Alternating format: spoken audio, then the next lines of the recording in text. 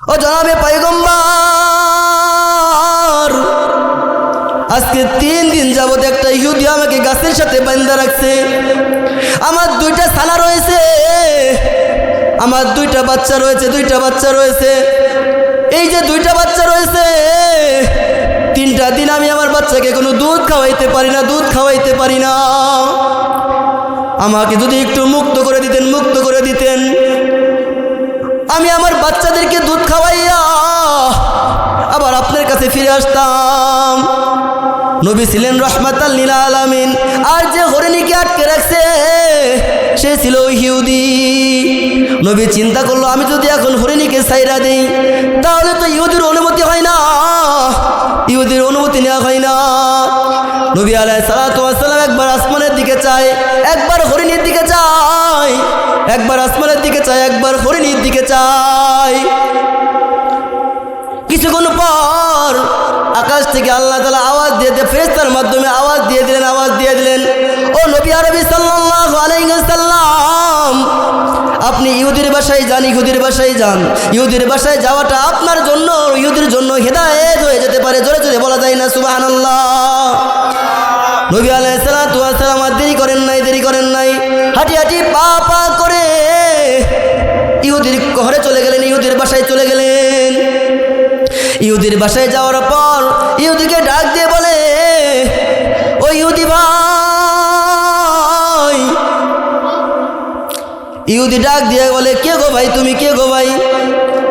নবী আরবি সাল্লাল্লাহু আলাইহি সাল্লাম বলেন, আমি আব্দুল্লাহর বেটা মুহাম্মদ, আমার দলের লোকেরা তোমাকে মারার জন্য খুঁজছে, তুমি কি সেই মুহাম্মদ? নবী বলেন, জি হ্যাঁ, আমি সেই মুহাম্মদ।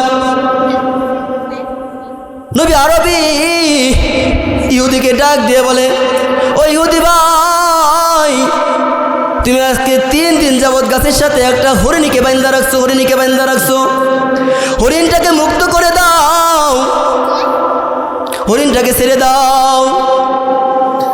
হরিণ আবার বাচ্চাদেরকে দুধ পান করে ফিরে আসবে।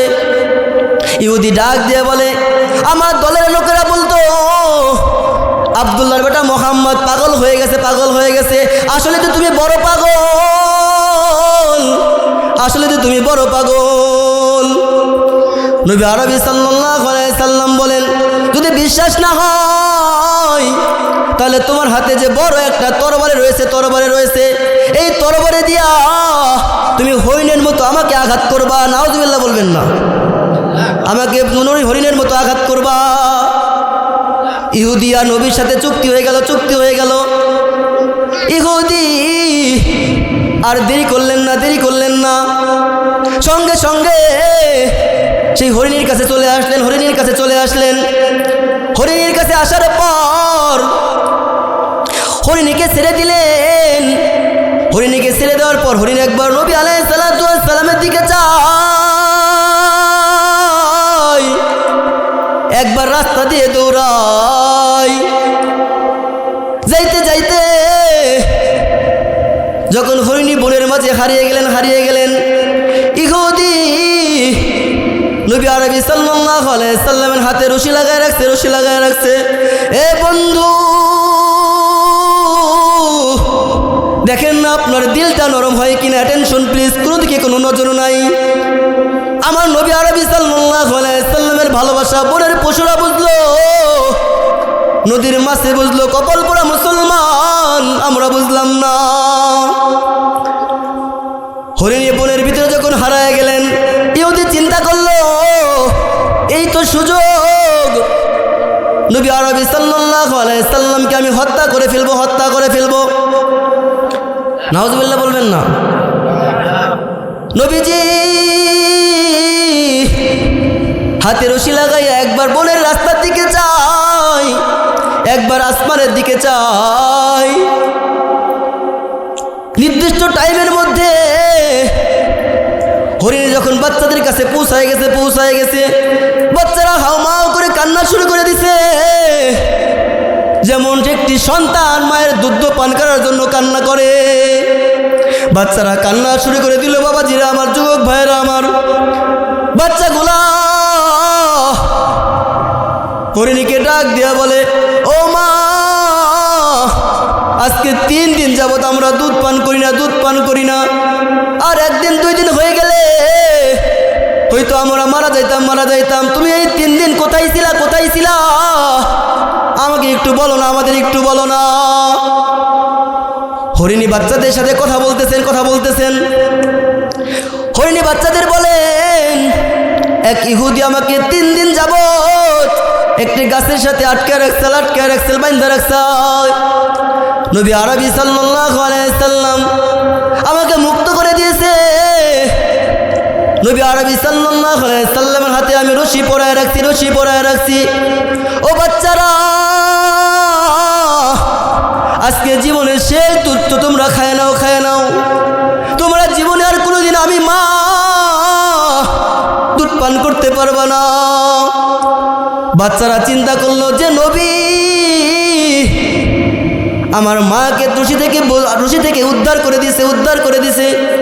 সেই মায়ের নবীর চেহারা দেখা না পর্যন্ত আমরা দুধে মুখ লাগাবো না। জোরে জোরে সুবহানাল্লাহ বলবেন না।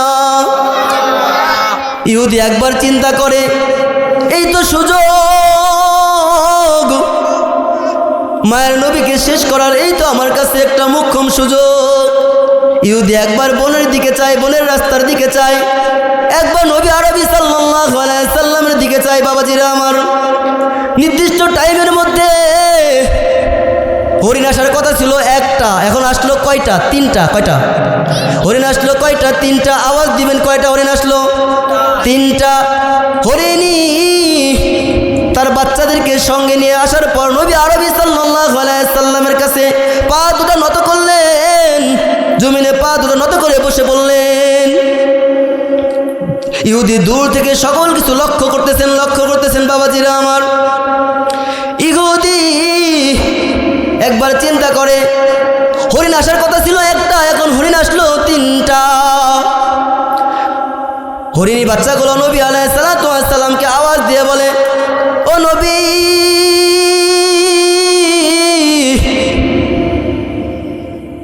যার জন্য আপনি আপনার হাতে রশি পরাইছেন, রশি লাগাইছেন, আমার মাকে আপনি মুক্ত করে দিছেন। আপনার চেহারা এক নজর না দেখা পর্যন্ত আমি আমার বাচ্চাগুলা দুধে মুখ লাগাই নাই। ইহুদি দূর থেকে লক্ষ্য করতেছে, সকল কিছু লক্ষ্য করতেছে, দেখতেছেন। বাবাজিরা আমার, যুবক ভাইয়েরা আমার, ইহুদি কাছে আসার পর নবী আরবি সাল্লাল্লাহু আলাইহি সাল্লামকে ডাক দিয়ে বলে, ও আল্লাহর রাসূল, হরিণগুলা কি যেন আপনাকে বলে। নবী আরবি সাল্লাল্লাহু আলাইহি সাল্লাম ইহুদিকে ডাক দিয়ে বলে, হরিণগুলো আমাকে বলে আজকে 3 দিন যাব তারা দুধ পান করো নাই। হরিণের বাচ্চাগুলোর মা এই ঘটনা যখন আমার হাতে যখন রশি পরায় রাখছে, এই ঘটনা যখন বাচ্চাদের সাথে শেয়ার করছে, বাচ্চাদেরকে বলছে, বাচ্চারা আমার চেহারা এক নজর না দেখা পর্যন্ত তারা দুধে মুখ লাগাই নাই। সুবহানাল্লাহ বলবেন না। ইহুদি চিন্তা করলো যে মায়ের নবীর ভালোবাসায় হরিণ আসার কথা ছিল একটা, হরিণ আসলো 3টা। কয়টা? 3টা। ইহুদি মায়ের নবীকে ডাক দিয়ে বলে, ও রহমতের নবী, আপনি আমাকে মাফ করে দিন, ক্ষমা করে দিন। আমি বুঝতে পারি নাই আপনার হাতে রশি লাগায় আমি বেয়াদবি করছি। আপনি আমাকে মাফ করে দিন, ক্ষমা করে দিন। আপনার কালেমার চাদরে আমাকে জড়ায় নিন। ইহুদি কালেমা পড়ে মুসলমান হয়ে যায়। জোরে জোরে সুবহানাল্লাহ বলবেন না। শুধু তাই নয়, এমন এক্সাম্পল দিলে রাত্রি পোয়া যাবে, সকাল হয়ে যাবে। বাবাজিরা আমার, যুবক ভাইয়েরা আমার, সেই টাঙ্গাইল থেকে অনেক কষ্ট করে আমি আপনাদের সামনে আসছি। আপনাদের সামনে দুটি কথা বলতেছি, বলনেওয়ালা শুননেওয়ালা। আল্লাহ তাআলা সকলকে আমল করার তৌফিক দান করুন। একটু মহব্বতে জিকির করি, লা ইলাহা, মহব্বতে পড়ি, লা ইলাহা, লা ইলাহা। এ বন্ধু, আমি আপনাদেরকে আরেকটা ছোট্ট এক্সাম্পল দিয়ে আমি আমার আলোচনা আলোচনা শেষ করে দিব বাবাজিরা আমার, যুবক ভাইরা আমার, একটু ভালো করে খেয়াল করবেন। নবী আলাইহিস সালাতু ওয়াস সালাম সাহাবীদেরকে লইয়া বয়ান করতেছিলেন। হঠাৎ করে একজন ইহুদি একটি গুইসাপকে নিয়ে সঙ্গে নিয়ে হাজির হলেন বাবাজিরা আমার, যুবক ভাইরা আমার। ইহুদি সাহাবীদেরকে প্রশ্ন করলো, এই লোকটিকে। সাহাবীরা উত্তর দিলেন, ইনি হচ্ছে নবী আরবি সাল্লাল্লাহু আলাইহি ওয়াসাল্লাম। ইহুদি বিশ্বাস করে না। ইহুদি নবী আরবি সাল্লাল্লাহু আলাইহি ওয়াসাল্লামকে ডাক দিয়ে বলে, আমি বিশ্বাস করব আপনি আল্লাহ তাআলার নবী, আপনি শেষ নবী, আপনার পরে আর কোনো নবী আসবে না। যদি আমার হাতের এই গুইসাপ সাক্ষী দেয় তাহলে আমি বিশ্বাস করব। নবী আরবি সাল্লাল্লাহু আলাইহি সাল্লাম দেরি করলেন না। একবার আসমানের দিকে চাই, একবার ইহুদির দিকে চাই। ইহুদিকে ডাক দিয়ে বললেন, ও ইহুদি ভাই, তুমি তোমার সাপটা জমিনে ছেড়ে দাও। ইহুদি সাপটা জমিনে ছেড়ে দিলেন। সাপটা জমিনে ছেড়ে দেওয়ার পর নবী আরবি সাল্লাল্লাহু আলাইহি সাল্লাম সাপকে জিজ্ঞাসা করলেন, ও সাপ, বলো তো দেখি আমি কে? গুইসাপ নবী আরবি সাল্লাল্লাহু আলাইহি সাল্লামের পরিচয়টা দিয়ে দিলেন। তিনি বললেন, সাপটি বললেন, আপনি আব্দুল্লাহর বেটা মুহাম্মদ। আল্লাহ তাআলা আপনাকে শেষ নবী হিসেবে তৈরি করেছে, আপনার পরে আর কোনো নবী আসবে না। ইহুদি চিন্তা করলো, কি রে, কি করতে কি হয়ে গেল? সাপটি যখন সঙ্গে সঙ্গে সাক্ষী দিয়ে দিল, ইহুদি আর দেরি করে নাই। সঙ্গে সঙ্গে নবী আরবি সাল্লাল্লাহু আলাইহি সাল্লামের কাছে নবী আলাইহিস সালাতু ওয়াস সালামের হাতে হাত রেখে মুসলমান হয়ে গেলেন। জোরে জোরে বলা যায় না সুবহানাল্লাহ? আর একটু জোরে আওয়াজ দিয়ে বলেন না সুবহানাল্লাহ? এ বন্ধু, নবীর ভালোবাসা যার ভিতরে নাই, হাদিসের মধ্যে পাওয়া যায় একজন মুসলমান মুমিন নিজেকে জানা যতটা জরুরি, তার চেয়েও বেশি জরুরি নবী আলাইহিস সালাতু ওয়াস সালামকে জানা হচ্ছে না। হাদিসের মধ্যে পাওয়া যায়, কোনো ব্যক্তি যদি নবী আলাইহিস সালামকে চিনবে না, জানবে না এবং মানবে না, হাদিসের মধ্যে পাওয়া যায় সেই ব্যক্তি মুসলমান থাকে না, পরিপূর্ণ কাফের হয়ে যায়। নাউজুবিল্লাহ বলবেন না? জোরে নাউজুবিল্লাহ বলবেন না? আরেকটু জোরে নাউজুবিল্লাহ বলবেন না? জন্ম আমার নবীর যুগে হলে কেমন হতো। গান না, আমার সাথে গান না। জন্ম আমার নবীর যুগে হলে কেমন হতো, দুনয়নে রাসূল পাক দেখলে কেমন হতো, দুনয়নে রাসূল পাক দেখলে কেমন হতো। জন্ম আমার নবীর যুগে হলে কেমন হতো, জন্ম আমার নবীর যুগে হলে কেমন হতো। আসতো ভেসে হযরতে বেলালের মধুর আযান, আসতো ভেসে হযরতে বেলালের মধুর আযান, যে আযানে ছিল এমনই প্রেম মুগ্ধ রহমান।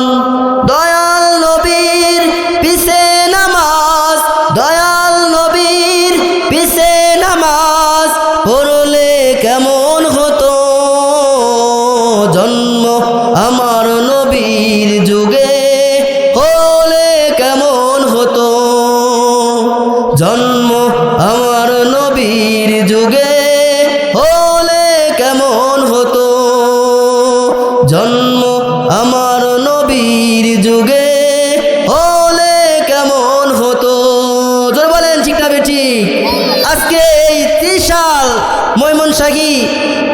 মাদ্রাসার উদ্যোগে যে মাহফিল, এই মাহফিলে যারা নবীর আশেক আছেন, যারা নবীর মাশেক হইতে চান, আশেক হইতে চান, একটু হাত তুলে নাড়া দেন এবং আল্লাহকে দেখায় দেন যে আল্লাহ তাআলা আজকে থেকে আমরা আর কোনো গুনাহ করব না, কোনো গুনাহ করব না। আজকে থেকে আমরা ওয়াদা করলাম তোমার নবীর সুন্নত অনুযায়ী জীবনকে গঠন করব, আর দুনিয়াতে যদি চলতে হয় নবীর সুন্নাহ অনুযায়ী নিজের জীবনকে সাজাবো, আর যদি দুনিয়াতে কাউকে মানতে হয় নবীকে নায়ক হিসেবে, মডেল হিসেবে মানবো। জোরে বলেন ঠিক না বেঠিক?